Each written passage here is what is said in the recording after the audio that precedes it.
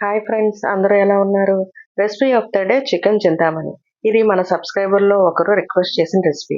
ఇలాంటి రెసిపీ ఉంటుందా అనుకున్నాను, కానీ తెలుసుకుని రెసిపీని క్రాక్ చేశాను మీకోసం. ఇది తమిళనాడు స్పెషల్. చాలా కొన్ని ఇంగ్రీడియంట్స్తో అథాంటిక్ స్టైల్లో మీకోసం. వెల్కమ్ టు మై ఛానల్ అలా కిచెన్లో. నేను ఒక 1/2 కేజీ చికెన్ తీసుకున్నానండి. ఉప్పు పసుపు వేసి శుభ్రంగా క్లీన్ చేసుకోవాలి. ఇదిగోండి, దీనికి ఖచ్చితంగా చిన్న ఉల్లిపాయలు, సాంబార్ ఉల్లిపాయలు అని దొరికితే ఇవి వాడితేనే దీని టేస్ట్. ఇప్పుడు ఎండుమిరపకాయలు ఒక 15 మామూలు మిరపకాయలు, ఒక 4 ఆవకాయ మిరపకాయలు తీసుకున్నానండి. వీటిలో గింజలన్నీ తీసి పక్కన పెట్టుకోవాలి. ఇప్పుడు స్టవ్ వెలిగించి కళాయి పెట్టుకుని ఒక 5 చెంచాలు ఆయిల్ వేసుకోవాలి. ఆయిల్ కొంచెం ఎక్కువ పడుతుందండి. ఇప్పుడు ఉల్లిపాయలు వేసుకుందామండి.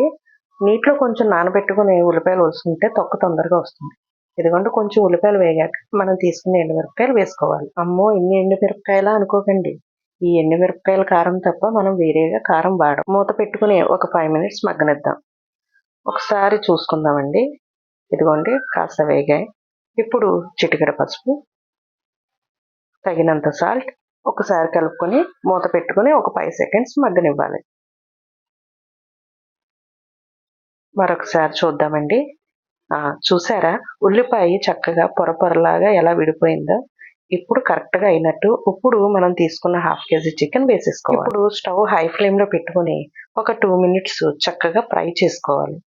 బాగా ఆయిల్లో చక్కగా ఫ్రై చేసుకుని ఇప్పుడు ఒక టేబుల్ స్పూన్ అల్లం వెల్లుల్లి పేస్ట్ వేయాలి. ఫ్రెష్గా చేసుకుని వేసుకుంటే దీని టేస్ట్ ఇంకొంచెం పెంచుతుంది. చింతామణి అంటే విలువైన వజ్రం. తమిళనాడు రెసిపీస్లో దీని విలువ చెప్పడానికే ఈ పేరు పెట్టారేమో, చింతామణి చికెన్ అని.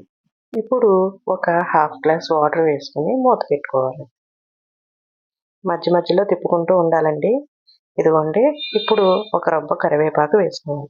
నేను ఎండుమిరపకాయలని కొంచెం మ్యాష్ చేశానండి.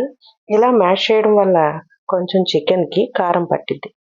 మామూలుగానే కారం పట్టిద్ది అనుకోండి, ఇంకొంచెం స్పైసీ అవుతుంది. ఇదిగోండి, అయిపోయింది. కొంచెం కొత్తిమీర జల్లుకొని ఒక్కసారి తిప్పుకుంటే అయిపోయినట్టే. సాంబార్లోకి, రసంలోకి అదిరిపోయిద్దండి ఇది. ట్రై చేయండి ఒకసారి. Thank you for watching. Subscribe to my channel.